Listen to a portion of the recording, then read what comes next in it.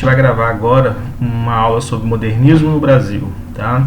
Então a gente vai falar da geração de 22, que é uma fase que eles chamam de fase de destruição, depois a gente vai ver um pouco sobre isso. Mas o modernismo no Brasil, ele é uma das escolas literárias, assim como outras escolas, que fala sobre a formação do povo brasileiro, ou que pelo menos valoriza muito a questão da formação do povo do brasileiro e de olhar para dentro, né, do Brasil. Então a gente já teve lá no quinhentismo, a gente teve um início, porque a gente fala ali justamente da formação do povo brasileiro, a presença do indígena, a chegada do homem branco. Depois a gente vai ver uma outra discussão sobre isso quando a gente vai lá no romantismo, a primeira fase, quando fala do índio, né, o indianismo, o nacionalismo. É novamente um olhar voltado para dentro do Brasil, para a construção e formação do povo brasileiro. No realismo também, porque é um romance de tese, e aí eles vão olhar para o Brasil, para o povo brasileiro, vão ver como está o comportamento dessas pessoas. Então, e o modernismo, né, desses aí é a última sequência que a gente tem aí, novamente vai olhar para dentro do Brasil, vai olhar para a formação do povo brasileiro, vai tentar entender como se constrói isso. Então são escolas literárias muito apropriadas para a banca do Enem. Ela é muito acessível à proposta que a banca tem, né, de tornar algo mais prático, mais próximo da realidade do aluno. Então, quando eu falo de quinhentismo, falo daquela primeira fase do romantismo, falo do realismo e falo do modernismo, eu tenho muitos elementos para falar da formação do povo brasileiro, o que é muito característico da matriz referencial do Enem, tá? Então, a gente vai falar de um movimento agora que é se não mais, um dos mais importantes para a banca do Enem na hora da formulação da prova, tá? O modernismo, ele não é à toa que é o elemento da literatura mais abordado em todas as provas do Enem até hoje. Então, assim, a primeira informação que eu quero dar para vocês é que os participantes queriam tornar o Brasil familiar aos brasileiros, tá? Quando a gente vai falando de modernismo, gravem isso na cabeça de vocês. As pessoas envolvidas na Semana de Arte Moderna, envolvidas no modernismo brasileiro, esses participantes, esses ativistas culturais, esses escritores, artistas de todas as classes artísticas, esses participantes, eles queriam tornar o Brasil familiar aos brasileiros, tá? Então eles queriam trazer todos esses elementos da cultura, tudo isso que é produzido pelo próprio brasileiro, eles queriam estampar, eles queriam deixar isso familiar, mais próximo. Então eles queriam tornar inclusive a literatura, que é o nosso plano de estudo, muito próximo daquilo que estava sendo produzido, tá certo? Então, antes da gente introduzir, o que a gente precisa nesse momento aqui, falando sobre modernismo no Brasil? A gente precisa compreender a relação entre o contexto histórico e o modernismo brasileiro, né? A matriz referencial do Enem, na competência 4, na competência 5, nas habilidades 13, 15 e 16, ela vai falar disso, ela vai falar desse contexto. Ela vai usar a arte, ela vai usar a literatura, né, todos esses elementos para, às vezes, trazer o que você conhece do contexto histórico. Então, há a importância da literatura, mas também há uma importância muito grande no contexto histórico. Então, é preciso compreender como que esse contexto histórico viabilizou o surgimento dessa escola literária, como que ele permitiu a construção do modernismo dentro do Brasil. Eu preciso conhecer os antecedentes e os objetivos da Semana de Arte Moderna. Então, o que aconteceu antes? Como que nada brota do chão de um dia para outro, né? Então, o modernismo ele surge no Brasil como? Quais eram os antecedentes? Quais eram os vestígios? Quem é que já estava sinalizando, dando possibilidades para a construção dessa Semana de Arte Moderna? Quais são os objetivos de se fazer uma Semana de Arte Moderna no Brasil, né? Em São Paulo, principalmente, que era a cidade mais importante do país naquele momento. A gente vai precisar também entender, relacionar a Semana de Arte Moderna ao desenvolvimento do modernismo brasileiro. A gente precisa fazer essa relação da Semana de Arte Moderna e o desenvolvimento do modernismo, porque ali é que começa, né, esse desenvolvimento do modernismo brasileiro. E a gente vai ter que ler e interpretar produções da geração de 22, que é a geração que começa a partir da Semana de Arte Moderna de 1922, ok? O modernismo no Brasil. Então, quando eu falo de modernismo no Brasil, lembrem sempre que os participantes dele, as pessoas que ajudaram a fazer, queriam tornar o Brasil familiar aos brasileiros, ok? Na abertura a gente tem uma tela da Tarsila do Amaral, que é uma das integrantes, né, do modernismo brasileiro. Tarsila talvez uma das mais famosas e mais importantes artistas que estiveram nessa concepção da Semana de Arte Moderna, uma das artistas mais conhecidas do Brasil, né? Nessa tela em especial, a gente tem uma tela que é a Negra. Essa tela foi pintada em 1923, tá? E ela tem uma série de elementos que fala justamente disso que eu disse no início do vídeo. Fala sobre a formação do povo brasileiro, ou pelo menos de uma das raças que contribuíram para essa formação. Então essa tela foi pintada em Paris. Nessa época, a Tarsila, 1923, a Tarsila estava em Paris, e nesse período que ela esteve lá, ela pintou essa tela, mas ela já estava influenciada. Isso é pós-semana 22, ó, na semana de arte foi em 22, essa tela foi pintada em 1923. A Tarsila estava em Paris, já tinha se estabelecido a ideia do modernismo no Brasil, né, ou estava sendo estabelecida, e de lá ela pinta esse quadro chamado A Negra.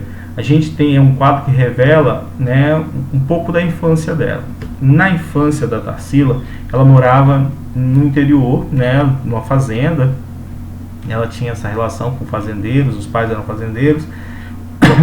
E essas mulheres negras tinham esse peito um pouco mais esticado, né, um pouco mais comprido do que o que a gente costuma ver, ou costuma ter ideia de que é um seio, né, de uma mulher.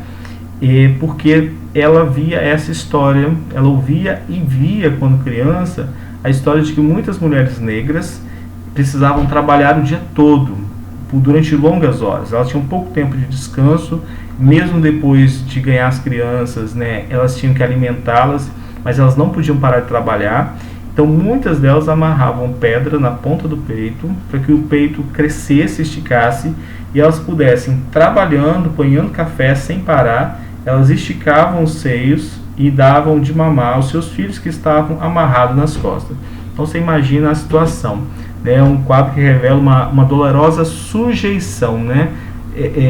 Foi dolorido a forma como elas foram sujeitadas a viver assim. Então a gente diz que isso é um quadro, nesse quadro a gente revela uma dolorosa sujeição dessas mulheres, né? É um ambiente tipicamente tropical. A gente vê que atrás dela tem uma folha de bananeira, o que indica um elemento bem tropical, de uma arte tipicamente brasileira. A gente tem uma influência das vanguardas estão presentes no quadro, porque você tem atrás do quadro elementos de formas geométricas, né? Esses triângulos mais escuros, branco, azul, verde, esses retângulos, na verdade, essas tiras, são formas geométricas. Isso nos remete ao cubismo, que é uma das escolas que a Tarsila estuda e gosta muito. E você vê na deformação da composição dessa mulher, dessa negra, né, essa composição das formas, essa deformação do corpo, né, também tem a ver com o expressionismo, que é uma outra escola que ela se aproxima muito. A Tarsila gosta muito e ela produz muito, muitas obras com a concepção cubista e muitas obras com a concepção expressionista, tá? Então, você percebe essas duas influências, né, dessas duas técnicas, do expressionismo e do cubismo, na tela da Tarsila. E nesse quadro, né, A Negra, da Tarsila do Amaral, você percebe que ali, se você olhar com mais atenção na expressão dessa negra, você vê um olhar de uma certa tristeza, né? Esse olhar triste, um olhar pessimista, era muito comum. As negras e os negros, né, dessa época, muitos deles morriam de uma doença que na época era chamada de banzo, que na verdade é o que a gente hoje conhece como depressão. Por serem sujeitos a muito tempo de trabalho, a uma exploração e um desânimo, um pessimismo muito grande deles em relação à vida, à possibilidade de liberdade, muitos deles adoeciam e acabavam morrendo depressivos. Na época, o nome disso se chamava banzo, com Z, tá? Mas a gente também olha para o quadro e a gente pode observar também que aí você tem uma mãe, né? Essa mulher, ela além de ser uma mulher, de ser negra, além disso tudo, é também uma mãe, é a figura materna, né? O seio nos remete a isso. Então a amamentação é um processo de formação, indica pra gente um processo de formação do povo brasileiro, porque essa mulher, essa negra, é mãe, provavelmente está amamentando, gerou um filho e ela está contribuindo para a formação do povo brasileiro. Então ela está falando também nesse quadro de uma identidade nacional que não é só do homem branco, que não é uma identidade só do homem negro, mas é uma identidade que começa a surgir agora dessa junção.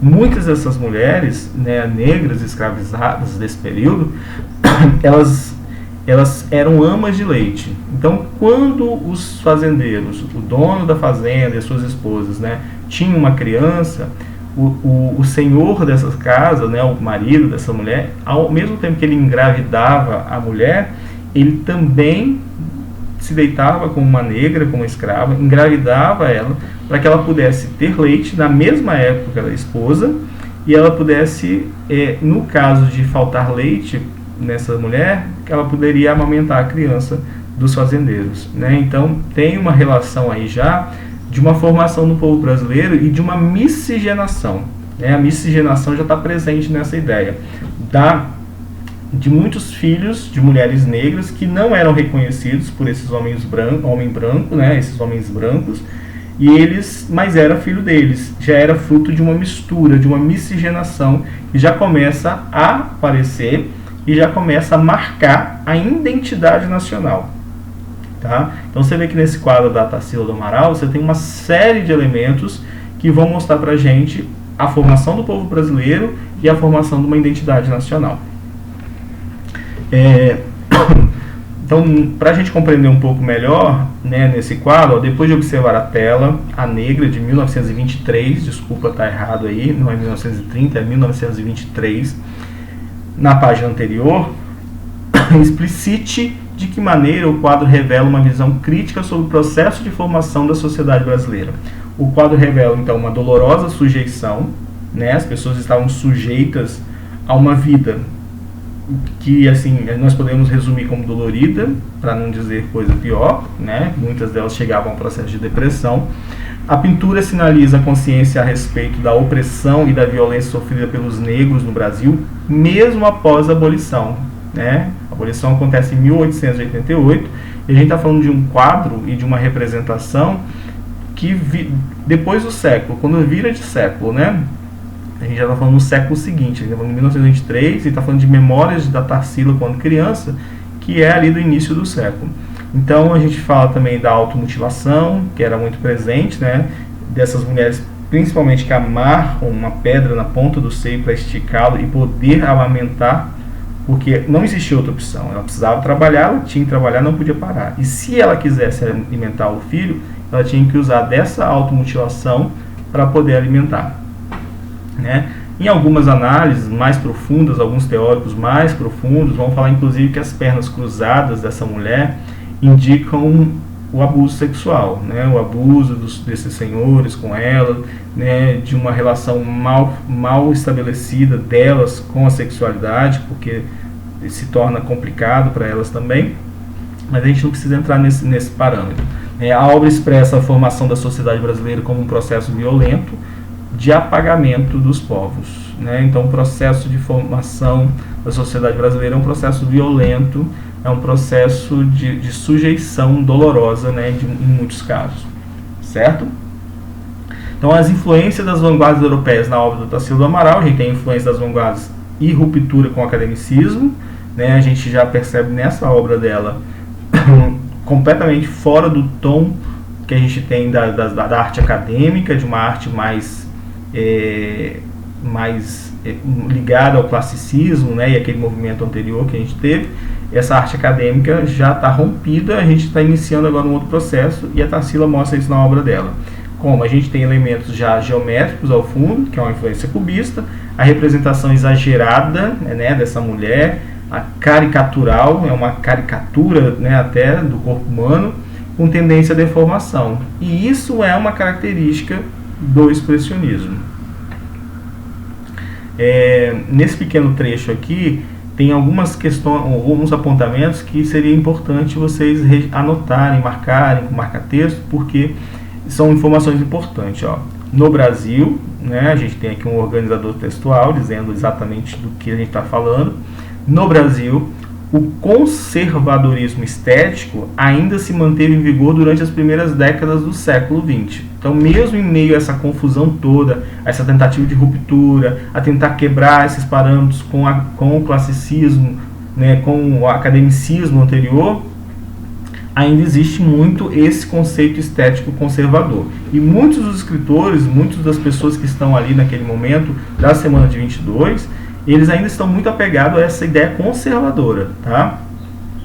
Nem tudo são flores, nem todas as pessoas defendem, nem todas as pessoas participam da Semana Moderna, não. Eles têm muitos rivais, eles têm muitos críticos, eles têm muito que provar para que essas pessoas aceitem essa nova composição estética. Então, as propostas de inovação estética relacionadas à ruptura com o passado eram rechaçadas,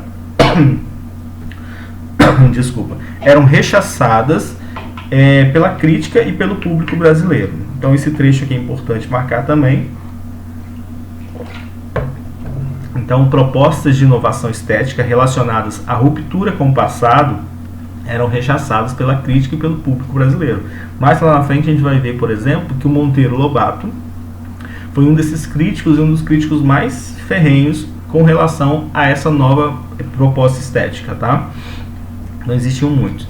Naquele momento, o academicismo era representado pela última escola literária antes do modernismo. Então a gente tem o pré-modernismo, que não é uma escola literária, mas ela vem já preparar o espírito das pessoas para esse encerramento. Ela ainda não é uma linguagem modernista, ela não está defendendo isso, mas ela já está encerrando o parnasianismo. Então o parnasianismo é a última grande representação, né, é o rival que eles têm, é o ponto a ser atacado, é o parnasianismo. O parnasianismo indica todo esse movimento muito academicista, tá certo? Então é com o parnasianismo que eles estão brigando e eles querem romper. Então o parnasianismo, inclusive, é muito atacado, inclusive durante a Semana de Arte Moderna, tá? Então, assim, ó, cujos parâmetros de gosto permaneceram praticamente o mesmo desde o parnasianismo, que se manteve como estilo poético dominante entre os escritores nacionais. Assim, as preocupações dos modernistas passaram a se concentrar sobre dois aspectos: a busca pela identidade nacional e a atualização da literatura e da arte brasileira em conformidade com as inovações trazidas pelas vanguardas europeias e pelo progresso técnico-científico. Com base nessas informações, leia a seguir os versos do escritor modernista Ronald de Carvalho. Então, a gente vai ler um poema do Ronald de Carvalho agora, né, para a gente entender essa construção poética que fala dessa formação do povo brasileiro, tá? Mas aqui a gente já entende que existe agora uma busca no modernismo, uma busca pela identidade nacional e a atualização da literatura e da arte brasileira em conformidade com as inovações trazidas pelas vanguardas europeias e pelo processo científico, técnico-científico.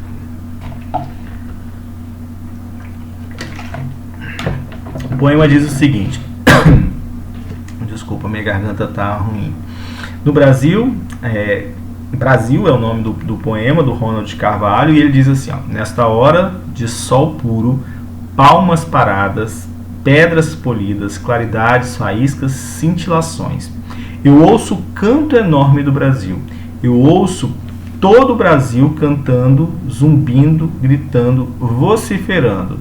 Redes se balançam, sereias que apitam, usinas que rangem, martelam, arfam, estridulam, ilulam e roncam. Rumor de coxilhas e planaltos, campainhas, relinchos, aboiados e ungidos.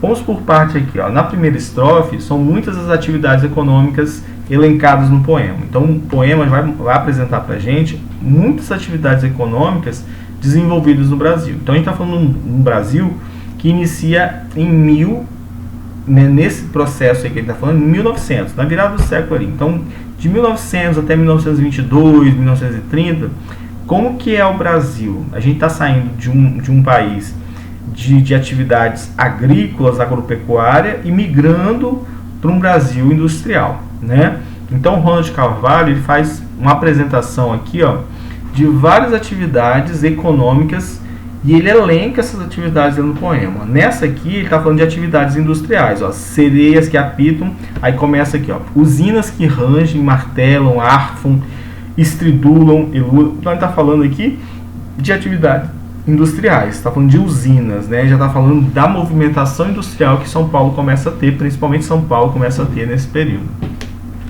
Na sequência, ele vai falar das atividades agropecuárias, olha só.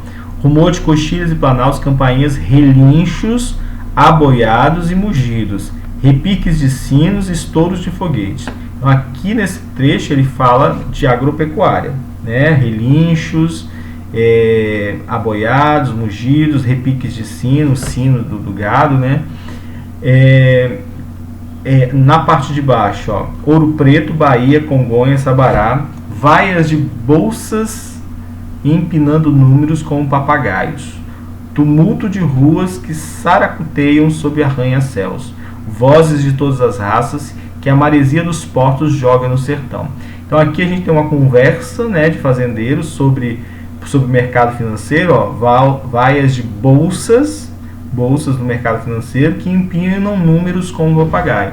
Subida, né, quando se começa a falar de bolsa de valores no Brasil, as pessoas começam a relacionar, e lá na frente a gente vai ver que existe uma quebra da bolsa de valores, né, muito forte, que dá uma quebradeira geral em todas as economias. Na parte final dessa estrofe, a gente vê aqui, ó, um trecho que fala sobre vozes que todos os rasgam e que a maresia dos portos joga no sertão. Então a gente está falando aqui também já de atividades portuárias, tá? No outro lado, ó, nesta hora de sol puro eu ouço o Brasil. Todas as suas conversas, pátria morena, correm pelo ar. Conversa dos fazendeiros nos cafezais, conversa dos mineiros nas galerias de ouro, conversa dos operários nos fornos de aço, conversa dos garimpeiros peneirando as bateias, conversa dos coronéis nas varandas das roças. Se você tiver com o seu texto aí, você já pode até fazer essas anotações, tá? A gente viu aí já 3 atividades. A gente viu a atividade agropecuária, a gente já viu a atividade portuária, a conversa dos fazendeiros sobre o mercado financeiro. Aqui a gente já ouviu falar de mineração, quando eles falam de mineiro nas galerias de ouro, peneirando as bateias, conversando com os coronéis nas varandas das roças. Garimpeiros, então são termos ligados à mineração, que é uma outra atividade econômica muito forte no Brasil nesse período, né? Mas o que eu ouço antes de tudo, nessa hora de sol puro, palmas paradas, pedras polidas, claridades, brilhos, faíscas, cintilações, é o canto dos teus berços, Brasil, de todos esses teus berços, onde dorme, com a boca escorrendo leite, moreno, confiante, o homem de amanhã. Então, ele está falando dos berços, né, de todas as pessoas que nascem nesse país, e de um berço que vai transformar essa população e esse homem em uma cor. Nós temos já a definição de uma raça. A gente está formando, a formação do povo brasileiro vai formar um homem moreno, onde dorme com a boca escorrendo leite, moreno, confiante, o homem de amanhã. Então, o homem de amanhã no Brasil, né, o Brasil do futuro, o Brasil que eles visualizam mais para frente, é do homem moreno, justamente da mistura do homem branco com um homem negro, né? A mistura dessas duas raças, o homem e a mulher, branco e negra, negro e branca, né? Nessa mistura a gente vai ter no Brasil a cor parda, né? Que ele chama aí no poema de moreno. Então essa é uma forma de falar também já da formação do povo brasileiro. Então as 3 perguntas que tem pra gente aí, ó. No poema de Ronald Carvalho, realiza-se um panorama das atividades econômicas mais representativas do Brasil no começo do século. Cite ao menos 3 atividades. Atividade agropecuária, atividades industriais e atividade de mineração, são 3 delas que são mencionadas aí. Nos versos dos últimos estrofes, sugere que o Brasil está às vésperas de um futuro grandioso, pois nasceu o confiante homem de amanhã. De acordo com o poema, qual será a feição do Brasil do futuro? O que isso sugere em relação ao Brasil do começo do século? Vai falar da formação do povo brasileiro e vai falar né, desse homem da manhã, que é um homem moreno, que é fruto da mistura dessas duas raças. Na número 5 diz assim, ó, a questão da miscigenação, então a 4 já falava de miscigenação, que era a mistura desses povos. A questão da miscigenação, e a gente não tem só o negro e o branco, né? A gente tem a mistura do negro, do branco e do indígena também. Então a gente já tem essa mistura acontecendo aí, que vai gerar esse homem moreno que ele diz no poema. A questão da miscigenação, apresentada no poema, foi um dos principais temas do movimento modernista. Sabendo disso, compare o poema de Ronald de Carvalho com a proposta, né, da Tarsila do Amaral na tela negra. Então, nessas duas telas, a gente está falando justamente disso, nessas duas artes, né, no poema e na tela. A gente está falando do surgimento, né, de um povo que é uma miscigenação de pelo menos aí 3 raças nesse momento, né, da indígena, de 3 etnias, né, a indígena, a negra e a branca. A gente está falando dessa mistura e dessa formação do povo brasileiro. Então a gente vai fazer aqui uma leitura rápida dessa teoria, e aí nos trechos que eu marquei, eu sugiro que vocês também façam essa marcação no texto que vocês têm lá na página 34. No início do século XX, o Brasil era constituído por um complexo mosaico sociocultural. Em 1920, quase 2/3 da população economicamente ativa estava inserida em atividades ligadas, direta ou indiretamente, à agropecuária. Nesse sentido, o país continuava amarrado ao passado rural, que caracterizava os ciclos econômicos da colônia e do império. Todavia, nesse mesmo período, ocorreu um expressivo crescimento populacional de alguns centros urbanos do país, que, viabilizado pela industrialização, alterou a vida das metrópoles do Sudeste, sobretudo no Rio de Janeiro e em São Paulo. Nessa última cidade, São Paulo, né, o assentamento de numerosas correntes migratórias oriundas de países diversos, como Itália, Japão, Síria, Líbia, reconfigurou as relações de trabalho, pois os imigrantes passaram a constituir uma parcela significativa da mão de obra incorporada às fábricas e às atividades do agronegócio. Nessa perspectiva, sobrepuseram-se no Brasil, no começo do século XX, vestígios de estruturas econômicas e culturais de épocas arcaicas e sinais de modernização. Então as duas coisas começaram a se relacionar. O país encontrava-se em um cenário de mudança, mas a realidade nacional era diversificada. Em algumas regiões do Brasil, o desligamento do passado ocorreu em ritmo mais acelerado, como o Sudeste. Em outros locais, porém, persistiram as convenções e os costumes da era colonial, como patriarcalismo rural. A gente vai perceber, inclusive, lá na segunda geração do modernismo, quando a gente chegar lá na geração de 30, e a gente voltar o nosso olhar totalmente para o Nordeste, a gente vai perceber em muitos relatos de muitos livros da segunda fase do modernismo, na geração de 30, muito se falando sobre essa postura patriarcal. Então lá em 1930 a gente ainda existe muito disso aqui, dessa constituição de um povo ainda muito ligado a essa cultura arcaica, muito ligado à construção colonial e ao patriarcalismo rural, né?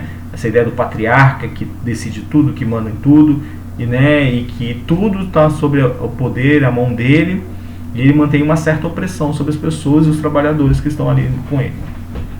Em decorrência disso, os artistas do período se preocupam em expressar a pluralidade, a diversidade e as contradições do Brasil. É o que acontece, por exemplo, no poema Brasil, de Ronald de Carvalho. Nos poemas, descreve a pluralidade do país, entremeado por indústrias, lavouras, garimpos e roçados. Então você começa a avançar por uma atividade industrial, que é muito mais moderna, mas o país ainda está muito ligado a questões mais primitivas, né? Como lavouras, garimpos e roçados. Todos esses elementos dialogam entre si e compõem um tecido social brasileiro. A profusão de recursos naturais e a abundância de mão de obra no país estimula o desenvolvimento dos setores fabris e o crescimento de atividades agrícolas, como o plantio de café nos estados do Sudeste e a extração de látex nas seringueiras da região amazônica. Essas alterações ocasionaram um quadro de otimismo em relação à possibilidade de o Brasil prosperar economicamente e socialmente. Nesse momento, eles vão olhar para isso tudo e vão achar que a nação brasileira estava fadada à grandeza, né? Que é o que esperava, o futuro que esperava pelo Brasil era o futuro de uma nação muito grande. Daí começa a nascer essa expressão que a gente ouve falar até hoje, que o Brasil é o país do futuro. Só que esse mito do país futuro, né, que desde então passou a povoar o imaginário do país e que no poema do Ronald Carvalho manifesta-se por meio de alusão ao homem de amanhã, no entanto, com o passar dos anos, cresceu a sensação de que o Brasil estava condenado a viver contínuo adiamento da própria grandeza, sem jamais consumar sua prosperidade. Então já começava ali uma visão um pouco mais pessimista, né, da dificuldade que era fazer esse gigante levantar e acordar. Por esse motivo, vários escritores modernistas tematizaram os desequilíbrios que perpassam o quadro social brasileiro. As razões para a desigualdade social no Brasil são históricas e remontam ao contexto escravocrata iniciado pela colonização portuguesa. Nessa perspectiva, é preciso considerar a presença determinante do trabalho negro nos principais ciclos produtivos da história brasileira, né, que é do açúcar, do ouro, da pecuária e café, entre outros. O escravizado tornou-se imprescindível ao funcionamento da colônia e mais tarde no Brasil imperial. Nesse sentido, a subalternização dos povos africanos produziu mazelas históricas no país que dificilmente poderão ser separadas. Uma dessas marcas é a segregação étnico-racial. No último trecho, a gente tem esses apontamentos, né? No finalzinho do parágrafo diz assim: evocam a memória torturante da escravidão. Acho que o vídeo está ficando um pouco longo, mas deixa eu falar com vocês. A gente já está ali no processo que já acabou a escravidão, né? A escravidão ficou lá em 1888, a gente está já chegando em 1922, né? Mas a gente tem um problema sério pós-libertação dos escravos. Né? No livro O Cortiço, que é do realismo, que é do final de 1800, logo depois da escravidão, né? O realismo, né? O Cortiço é escrito um pouco depois, mas o Cortiço já mostra um pouco do que é que as pessoas fazem, o que o homem branco, principalmente o homem europeu que vem colonizar o Brasil, ele faz com esse negro. No livro O Cortiço, né, se eu não me engano o nome do personagem é Simão, que é um português, dono de uma mercearia, de um comércio. Ele captura uma escrava recém-libertada, toma o documento dela, diz que o documento dela está errado, né, e que se ela trabalhar para ele, ele vai ajudá-la, né, a legalizar esse documento. Ela passa anos trabalhando para ele, né, vivendo na casa dele, servindo a ele e até servindo sexualmente a ele. Pelo menos assim o livro nos dá a entender. E quando chega lá no ponto que ela já está assim, entrando nesse processo mesmo já de desânimo, de descrença, achando que nunca vai conseguir a liberdade dela, e ela pressiona ao homem e diz assim: todo o dinheiro que trabalhei até hoje e deixei com o senhor, ele não é o suficiente ainda para comprar o meu documento e me libertar? Aí ele engana ela, diz que não tem jeito, que o documento dela estava errado e que ele precisaria de mais dinheiro. Ela entra num desespero tão grande que ela acaba se matando, né? Então, o negro não estava preparado para ir para esse mundo selvagem, a competir com as pessoas, né, que já estavam ali na sociedade. Isso fez com que muitos fossem escravizados de uma outra forma, trabalhando muitas vezes para conseguir coisas ou depender, né, de coisas que não eram possíveis nessa sociedade competitiva e difícil, e muitos deles acabavam entrando para meios de sobreviver que não eram legais. A gente vai ver isso em outros movimentos da literatura. No último parágrafo diz assim: os intelectuais brasileiros do século XX debruçaram-se a princípio sobre o problema da nacionalidade, ao qual se vinculam as contradições, as dívidas históricas e as tensões que formaram a nação. Essas ideias, influenciadas pelos valores das vanguardas europeias, propuseram a ruptura com o academicismo. É nesse contexto, né, que estruturou-se o modernismo, o movimento de atualização da arte e da literatura brasileira, cujo o marco inicial foi a Semana de Arte Moderna de 1922. Então a gente finaliza aqui essa videoaula da parte 1. Depois eu vou gravar uma outra com a parte 2 e talvez até a parte 3, para a gente poder compreender todo esse primeiro ciclo do modernismo. Depois a gente ainda vai ter um outro capítulo falando sobre a geração de 22, um outro falando sobre a geração de 30 e o último período, a última geração, que é a de 45. Depois a gente continua.